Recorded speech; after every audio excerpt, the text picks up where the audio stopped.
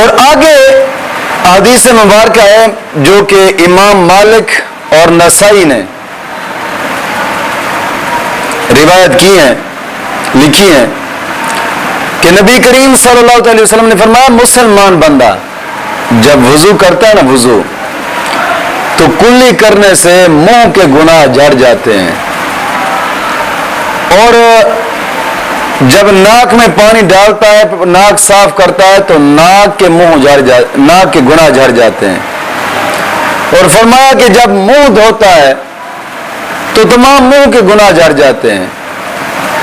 اور پھر جب بازو دھوتا ہے، ہاتھ دھوتا ہے تو تمام بازو کے گناہ جھڑ جاتے ہیں، اور فرمایا کہ جب سر پہ مسح کرتا ہے تو تمام سر کے گناہ جھڑ جاتے ہیں، اور جب پاؤں دھوتا ہے تو پاؤں کے گناہ جھڑ جاتے ہیں۔ گویا کہ وضو کرنے سے انسان کے اعضاء کے گناہ جو ہوتے ہیں یہ گر جاتے ہیں، اور نظر والے لوگ دیکھ بھی لیتے ہیں،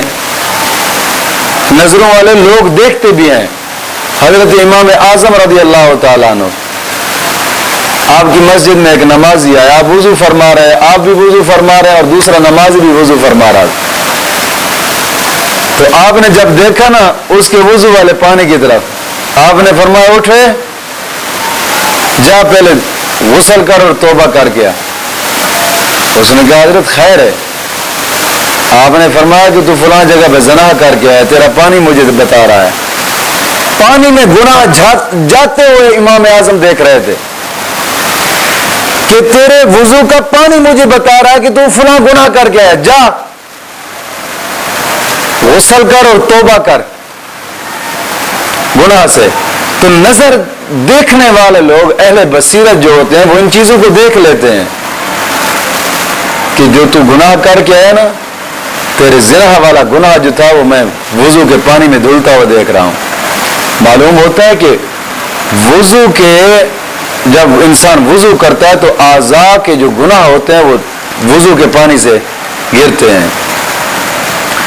آگے حدیث نمبر 4 ہے، حضرت عثمان غنی رضی اللہ تعالی عنہ نے اپنے غلام حمران سے، مولانا عبارت پڑھ رہے تھے، حمران پڑھ رہے تھے، لفظ حمران نہیں ہوتا، لفظ حمران ہوتا ہے، ہا کے اوپر پیش، میم را الف را نون۔ بات سمجھ آئی کہ نہیں آئی؟ اپنے غلام حمران سے وضو کے لیے پانی منگوایا، سردی کی رات تھی، باہر جانا چاہتے تھے حضرت عثمان غنی رضی اللہ تعالیٰ عنہ۔ حمران کہنے لگے کہ میں پانی لایا،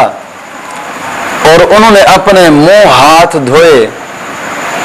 اور میں نے کہا اللہ آپ کو کفایت کرے، رات بہت ٹھنڈی ہے، بہت ٹھنڈی رات ہے، اور اس ٹھنڈی رات میں آپ ہاتھ منہ دھو رہے ہیں، وضو کر رہے ہیں۔ اس پر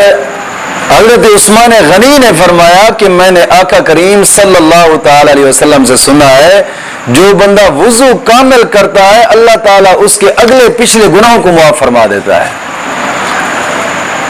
حضرت عثمان غنی رضی اللہ تعالیٰ نے جب یہ بات کہی تو عمران خاموش ہو گئے۔